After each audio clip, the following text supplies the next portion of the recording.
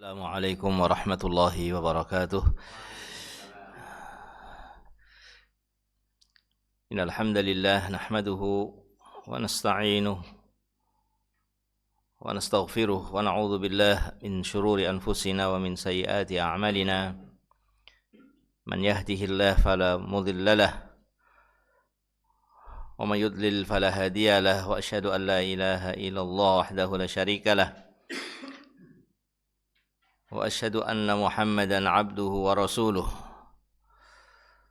Ya ayyuhalladzina amanu taqullaha haqqa tuqatih wa la tamutunna illa wa antum muslimun.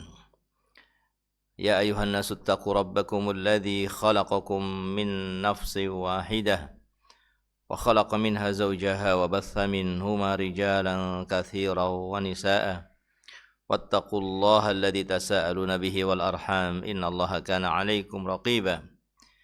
Ya ayyuhalladzina amanu taqullaha wa qulu qawlan sadida yuslih lakum a'malakum wa yaghfir lakum dhunubakum wa may yuti'illaha wa rasulahu faqad faza fawzan 'azima. Amma ba'd fa inna asdaqal hadits kitabullah wa khairal hadi hadyu Muhammadin sallallahu alaihi wasallam. Wa syarrul umuri muhdatsatuha fa inna kulla muhdatsatin bid'ah wa kulla bid'atin dhalalah wa kulla dhalalatin finnar. Tsumma ma'asyiral muslimin wal muslimat rahimakumullah, hadirin yang dirahmati Allah Subhanahu wa taala. Kita panjatkan pujian kita kepada Allah Subhanahu wa taala atas kebaikan-kebaikan yang tidak terhingga yang Allah limpahkan kepada hamba-hambanya, dan pada malam hari ini kita mendapatkan kebaikan yang sangat besar. Allah mudahkan kita untuk apa? Untuk berkumpul di majelis ilmu, untuk bersama-sama kita mempelajari agama Allah Subhanahu wa taala, agar kita bisa mengamalkan agama Allah dengan benar sesuai yang diinginkan oleh Allah Subhanahu wa taala. Dan seorang yang mengamalkan agama Allah dengan ilmu, dengan benar, maka itu tanda bahwa Allah menginginkan kebaikan. Kebaikan untuk dia di dunia dan di akhirat, dalam kehidupan yang abadi. Nabi SAW bersabda, man yuridillah bihi khairan yufaqihu fid din. Barang siapa yang Allah inginkan kebaikan, Allah akan fahamkan dia terhadap agamanya. Artinya Allah akan memahamkan dia terhadap agamanya sehingga dia beramal dengan ilmu, sehingga dia mengamalkan agamanya sesuai dengan apa yang diinginkan oleh Allah Subhanahu wa taala. Fa nas'alullah Subhanahu wa taala an yaj'ala hadzal majlis majlisan mubarakah. Kita memohon kepada Allah Subhanahu wa taala, mudah-mudahan majelis kita pada malam hari ini Allah jadikan sebagai majelis yang diberkahi oleh Allah Subhanahu wa taala. Amin. Jamaah yang dirahmati Allah Subhanahu wa taala, kita masih dalam pembahasan tentang kewajiban suami yang kita ambilkan sebagiannya dari kitab Fiqh Al-Muyassar, bahwa di antara kewajiban suami, setelah kita sebutkan beberapa hal kemarin, ya, adalah husnu mu'asyaratiha wa mu'amalatiha bil ma'ruf, ya. Bahwa di antara kewajiban suami kepada istrinya adalah mempergauli istrinya, bermuamalah, bergaul dengan istrinya bil ma'ruf, dengan pergaulan yang baik, ya, dengan pergaulan yang baik. Liqaulihi ta'ala wa 'ashiruhunna bil ma'ruf. Sebagaimana yang difirmankan oleh Allah Subhanahu wa taala, Allah memerintahkan kepada para suami, wa 'ashiruhunna, pergaulilah mereka, maksudnya para wanita, istri-istri kalian, bil ma'ruf. Dengan apa? Dengan ma'ruf. Dengan ma'ruf ini ada yang memaknai dengan sesuai uruf, sesuai kebiasaan.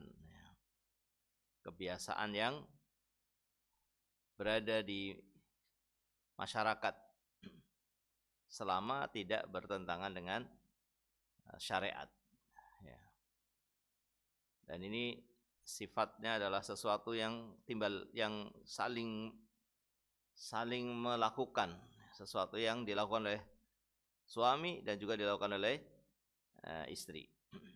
Nah, ini sesuatu yang sesuai dengan kebiasaan di masyarakat, itu adalah perkara yang baik. Atau ada yang memaknai bil ma'ruf bil ihsan. Bil ihsan itu artinya bukan hanya menjalankan apa?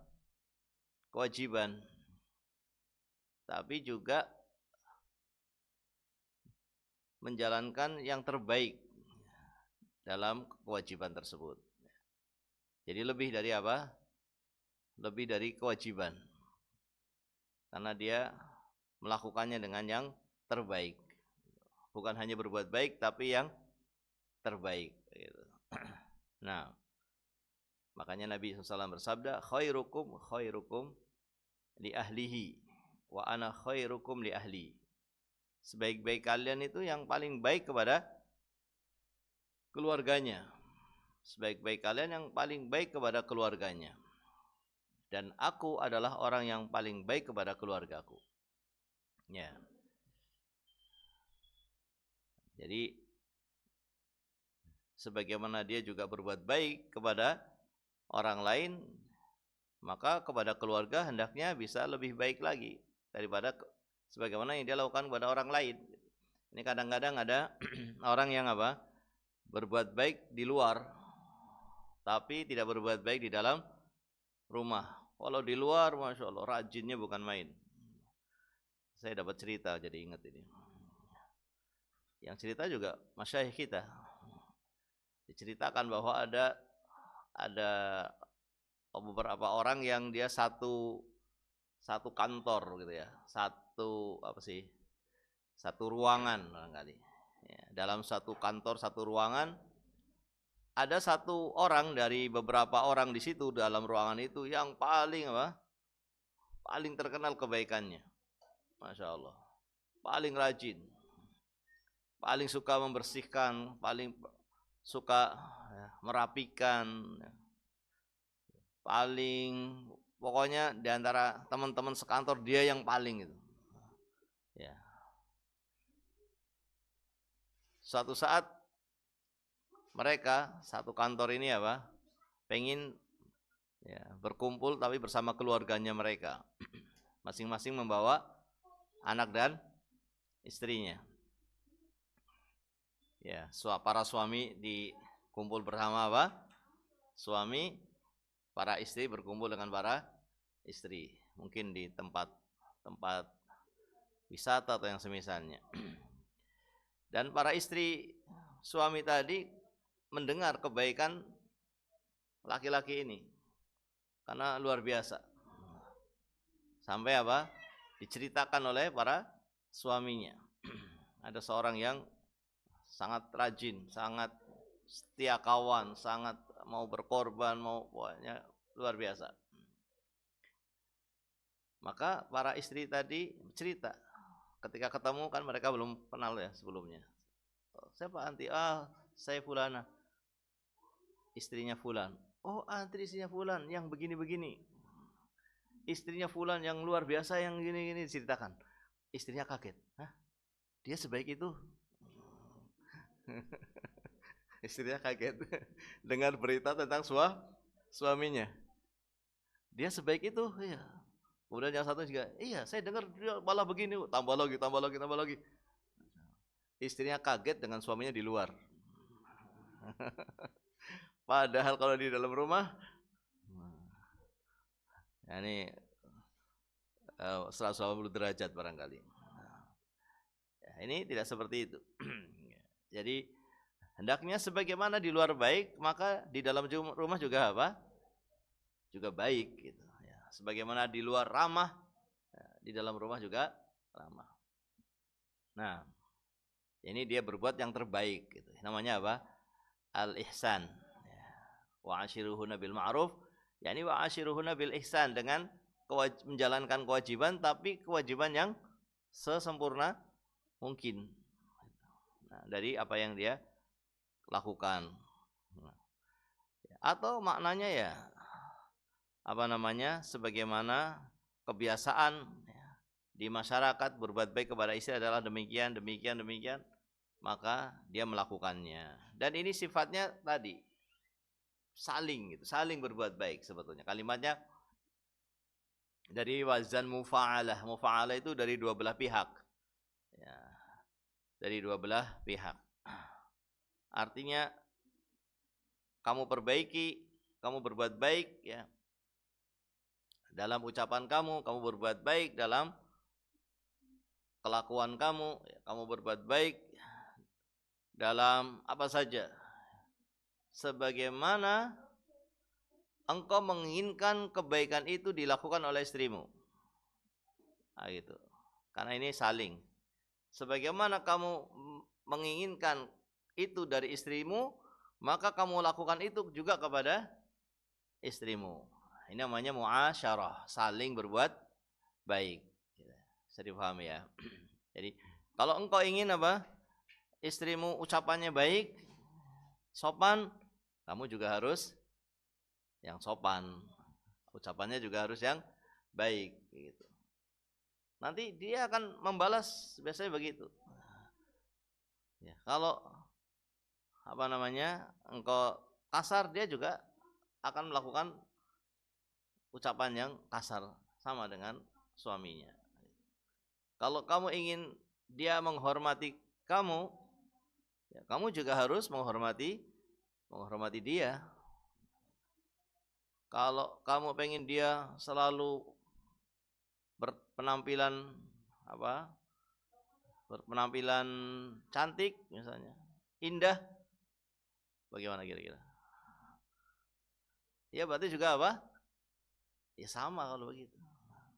Berarti kamu juga memperhatikan apa? Penampilanmu. Kamu juga memperhatikan penampilanmu.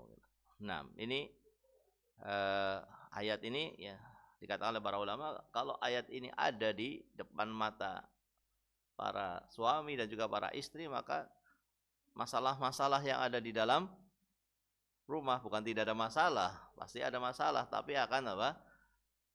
Akan terselesaikan dengan baik, akan terselesaikan dengan mudah jika ayat ini selalu ada di depan matanya. Dan ini ayat ini adalah firman Allah Subhanahu wa taala yang semestinya dilakukan bagi orang yang ingin bahagia dalam keluarganya untuk diwujudkan ayat ini di dalam rumah tangganya, yaitu saling memperlakukan satu dengan yang satunya dengan apa? Perlakuan yang baik, bahkan yang terbaik gitu. Jadi ini mencakup yang ini saja sudah selesai sebetulnya pembahasan ini. Jadi pembahasan yang pertama, kedua itu kewajiban suami yang pertama apa namanya? Nafkah, pakaian, makan ya. Itu semuanya masuk dalam ayat ini sebetulnya. Masuk dalam ayat ini, bahkan lebih dari itu. Artinya bukan hanya kewajiban kita menafkahi dari sisi menyiapkan rumah, tapi berusaha juga rumah yang terbaik yang bisa kita lakukan. Rumah yang terbaik yang bisa, semuanya sesuai dengan kemampuan di sini ya. Semuanya sesuai dengan kemampuan. Maka kita mempersiapkan rumah yang terbaik yang kita mampu. Ya. Dan ini sesuai dengan kebiasaan. Kalau orang yang seperti Anda kemampuannya, maka rumahnya juga sebagaimana yang umumnya orang. Yang seperti Anda kayak apa? Kalau istrinya adalah istri yang seperti dia, maka sama dengan istri yang seperti dia ya pada keumuman istri yang lainnya. Begitu pula dalam makanan, begitu dalam pakaian. Jadi di sini bukan hanya kewajiban, tapi apa? Lebih yang terbaik begitu. Nah, ya. Bukan orang yang misalnya dalam nafkah apa? Sebagaimana kemarin sudah disebutkan ada sahabat yang memberi ada tapi memberinya apa? Kurang. Yang baik yang kurang atau yang lebih kira-kira? Hah? Yang terbaik gitu. Yang terbaik yang kurang atau yang pas atau yang lebih? Yang lebih. Nah, dan itu pilihan semua wanita itu. Udah wanita kalau sudah suaminya apa bahasanya itu? Tidak pelit apa? Apa? Loman. Wah, sudah pilihan itu. Suami terbaik. Ya. Pengen dikatakan suami terbaik sama istri, jadi suami yang loman. Itu jadi terbaik sudah. Itu pesannya kakek-kakek kita juga gitu.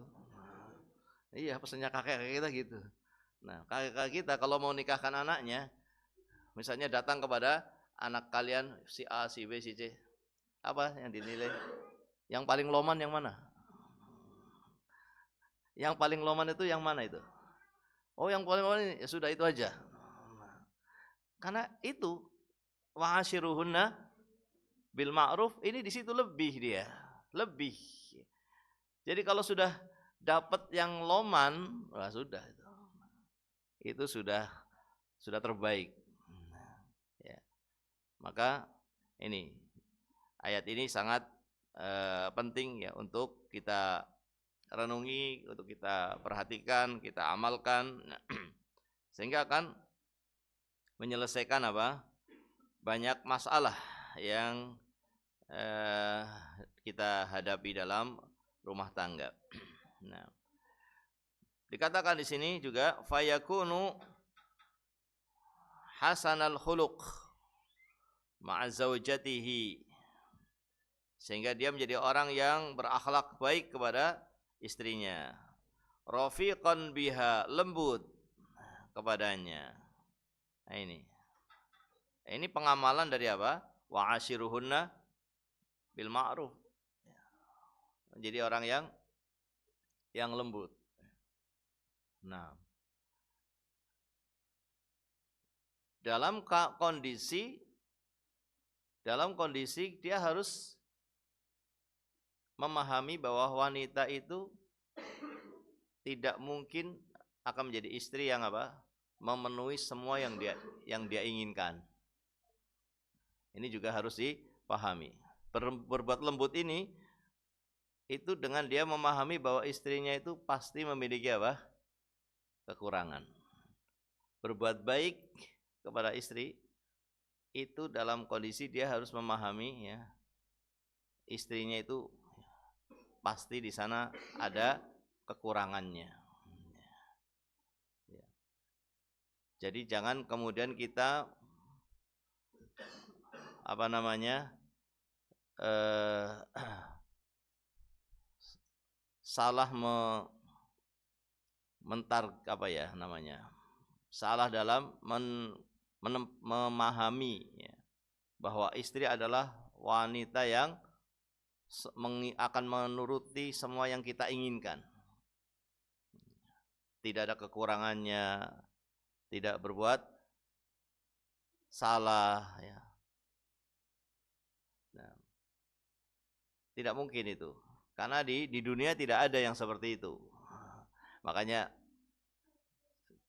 salah seorang guru kami pernah bercerita dalam beberapa majelis, beliau bercerita di saat beliau berada di rumahnya Syekh bin Baz hafizahullah taala di pagi hari setelah sholat subuh itu. Pagi-pagi itu sudah ada yang nelpon Syekh Abdul Aziz bin Abdullah bin Baz meminta ya, pendapat beliau, meminta saran dari beliau bahwa dia telah menceraikan istrinya dan dia baru menikah belum lama. Terus dia menceraikan istrinya hanya karena masalah yang sangat ringan. Hanya masalah yang sangat ringan. Mungkin kurang cepatnya dia akan makan atau apa gitulah. Ini sesuatu yang sangat ringan. Maka Syekh Abdul Aziz bin Baz mengulangi kalimatnya, bahwasanya di dunia ini nggak ada bidadari. Di dunia ini nggak, sampai diulang 3 kali, nggak ada bidadari. Di dunia ini nggak ada bidadari. Sebagaimana kamu juga bukan malaikat. Maka apa namanya, istri kamu juga bukan bidadari. Nggak ada. Kalau ingin yang sempurna 100%, nggak ada. Bahkan kalau kita mau bandingkan dengan ibu kita sendiri, itu juga kita salah membandingkan. Salah membandingkan. Karena kebaikan ibu kita itu kepada kita kebaikan yang nggak ada pamrih, nggak ada keinginan sama sekali, nggak ada pamrih sama sekali. Ibu kita nggak pernah meminta kepada kita apa, pemberian-pemberian. Ya. Cukup kita datang udah seneng. Tapi istri enggak, istri butuh pemberian tadi, yang loman tadi. Itu yang jadi pilihan istri. Tapi ibu kita enggak. Jadi kalau kita pengen istri kita kayak ibu kita, kita yang salah. Kita yang salah itu. Karena beda. Kasih sayang bentuknya, jenisnya, cintanya itu beda. Jenis cintanya itu beda. Sehingga ketika kita berbuat baik kepada istri, kita harus memahami bahwa bagaimanapun wanita itu adalah sosok yang ada kekurangannya. Disebutkan dalam hadis bahwa wanita itu diciptakan dari apa? Tulang rusuk. Tulang rusuk itu bengkok. Kamu pengen tulang rusuk itu jadi lurus, ya Pak, patah.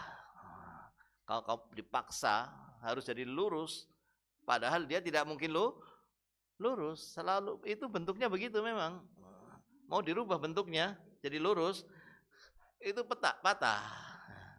Jadi kalau kamu kepengin istri kamu itu 100% tidak ada kekurangannya, semua yang kamu inginkan itu akan bisa dia lakukan, itu berarti kamu harus cerai.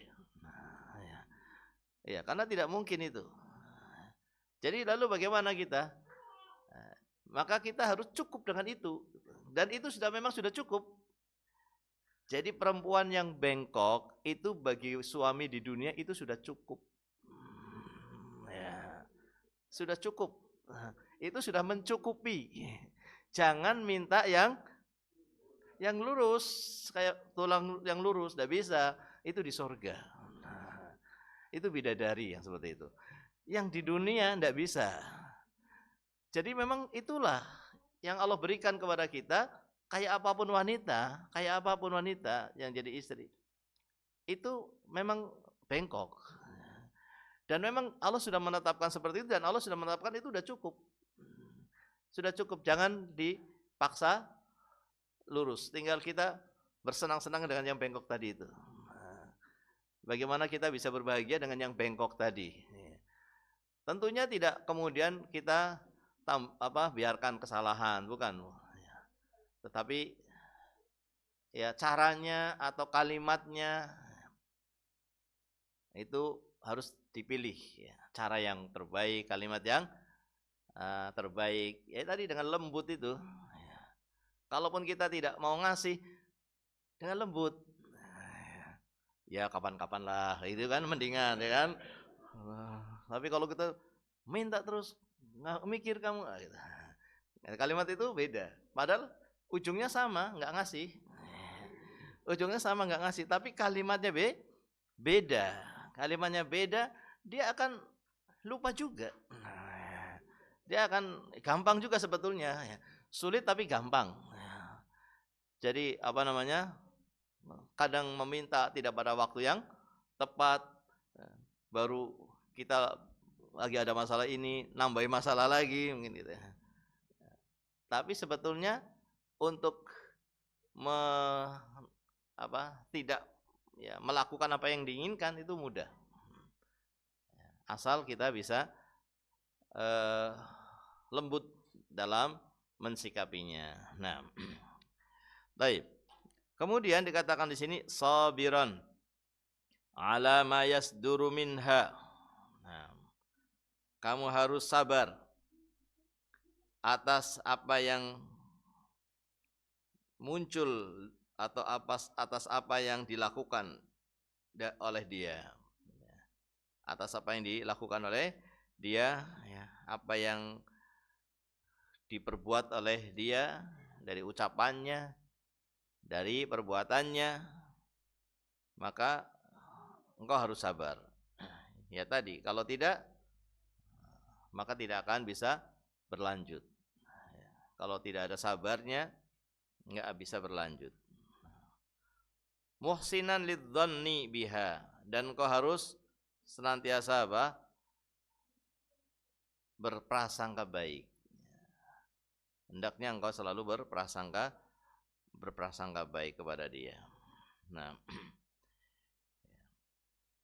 dan bersabar untuk terus bersama dia. Bersabar untuk terus memperbaiki juga. Ya ingat bahwa dulu ketika mau melamarnya bagaimana?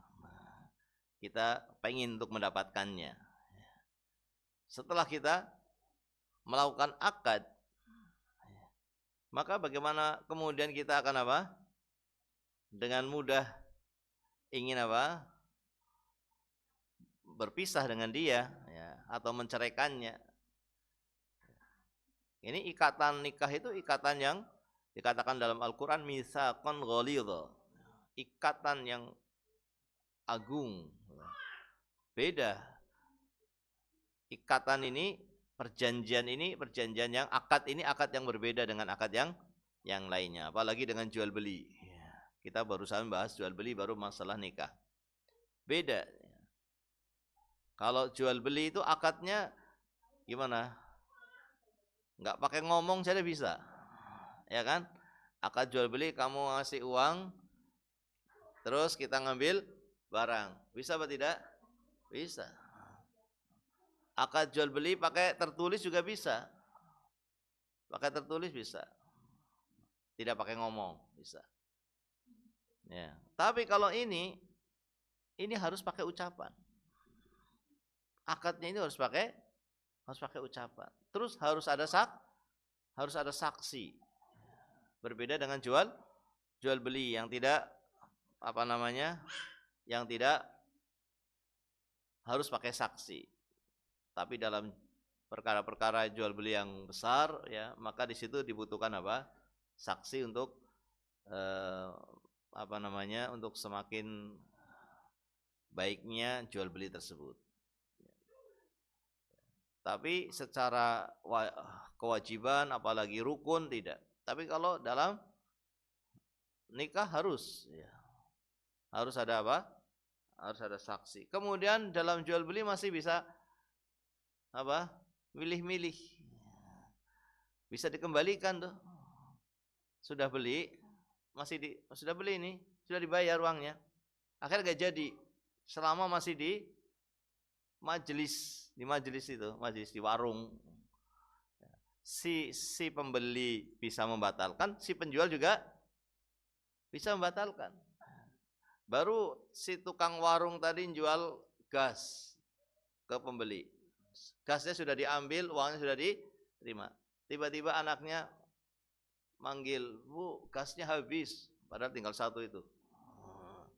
Akhirnya si penjual bilang, "Maaf, nggak jadi dijual ya. Ini uangnya nih, gasnya sini." Boleh apa tidak? Boleh, masih di majelis. Tapi kalau nikah nggak bisa. Ya, nggak bisa. Fahimna wala? Di sini beda. Ketika jual beli sampai di rumah ngelihat ada apa? Cacat, boleh dikembalikan. Ini sampai rumah kamu lihat cacat, salah akad. Udah kekurangan, nggak bisa. Tidak bisa begitu saja, ya, dikembalikan. Nggak ada khiyar istilahnya. Jadi akad yang mengharuskan yang tidak ada khiyar. Nah, maka berbeda sehingga tidak dengan serta merta, ya, karena kurang sabar kemudian ancamannya cerai. Nah, selalu yang dipikirkan di depan matanya adalah apa? Cerai, bukan wa'ashiruhunna bil ma'rufnya. Tapi yang di depan mata adalah cerai dan cerai. Maka ini tidak sesuai dengan apa yang dituntunkan dalam syariat kita. Baik, muhsinan lidzan biha, dia harus senantiasa berprasangka baik kepadanya. Nah, qala sallallahu alaihi wasallam khairukum li ahlihi. Sebaik-baik kalian adalah yang paling baik kepada keluarganya. Nah, jadi yang terbaik, bukan asal memberi, ya misalnya, bukan asal menjalankan kewajiban, tapi menjalankan kewajiban plus yang apa? Sebaik mungkin. Kan beda, orang ngasih uang ya dengan maaf ya hanya sedikit, dengan apa? Nih lempar lagi. Nah, beda. Nilainya sama tapi beda, rasanya beda. Maka terbaik ketika memberi nafkah dengan cara yang baik. Bahkan sampai pun dalam berhubungan. Ya. Kemarin sudah kita bahas, di antara kewajiban suami adalah menghubungi istrinya untuk menjaga dia dari apa? Terjatuh kepada zina. Karena bisa jadi ketika suami tidak menunaikan kewajiban ini akan membuat istri apa?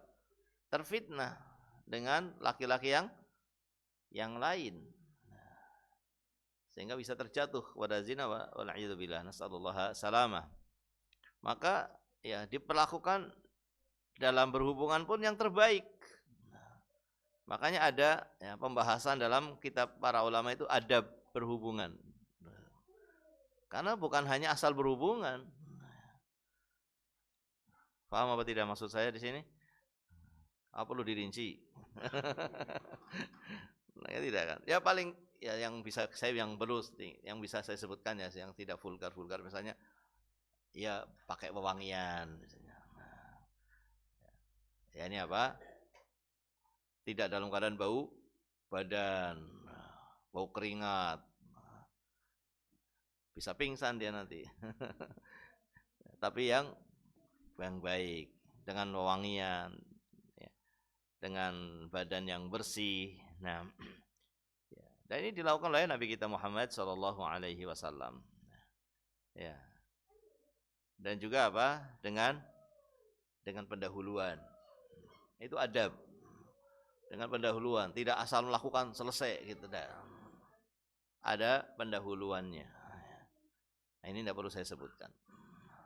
Tapi di situ termasuk dari tadi wa'ashiruhunna bil ma'ruf ya. Bukan hanya satu pihak saja merasakan, satu pihak yang lain tidak merasakan apa-apa. Yang satunya senang, satunya sakit gitu aja dah, selesai. Tidak. Maka di sini dua-duanya, karena ini tadi saling melakukan kebaikan ya, sehingga kedua-duanya mendapatkan apa? Kebaikan. Nah. Baik, ya. Ini kurang lebih lah jamaah hormati Allah Subhanahu wa taala. Sebetulnya mungkin bagusnya memang idealnya dilengkapi dengan apa? Dengan membaca fatwa-fatwa ya, fatwa-fatwa para ulama ya terkait muskilah ya, terkait masalah yang muncul di dalam berkeluarga. Itu mungkin yang ideal, tapi di dalam kitab yang kita bahas, karena memang ini kitab yang ringkas ya, hanya menyebutkan poin-poin yang penting untuk diketahui sebagai suami untuk dijalankan kepada istrinya ya. Dan malam hari ini saya hanya menambahi yang terbaik gitu. Karena memang di antara kewajibannya adalah wa'ashiruhunna bil ma'ruf, pergaulilah dengan pergaulan yang baik. Dan di antara makna pergaulilah dengan pergaulan yang baik adalah pergaulilah dengan yang terbaik. Ini yang baik di sini maksudnya ihsan. Ihsan itu di atas kewajiban. Kalau yang kemarin kita sebutkan apa?